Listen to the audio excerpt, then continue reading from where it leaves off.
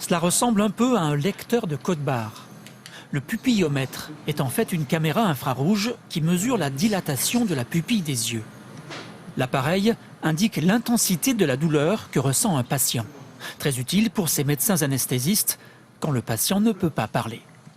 On a cette population de patients volontairement placés dans un coma artificiel pour différentes raisons, ou alors les patients qui sont traumatisés crâniens, comme on en a actuellement avec le ski, ou victimes d'un accident vasculaire cérébral. Le pupillomètre a d'ailleurs été utilisé sur Michael Schumacher après son accident de ski. La douleur est un signal d'alarme neurologique transmis par les nerfs ou la moelle épinière jusqu'au cerveau, où sont stimulés des neurones sensoriels.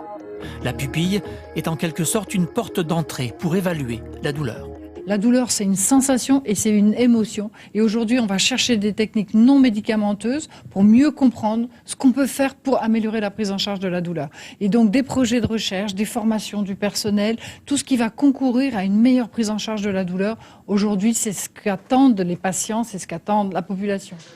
Auparavant, on demandait juste au patient, quand il était conscient, de noter son ressenti sur une échelle d'intensité.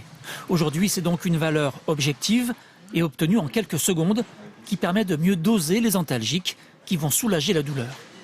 Le pupillomètre est testé en France dans 3 hôpitaux, à Grenoble, Lyon et Paris.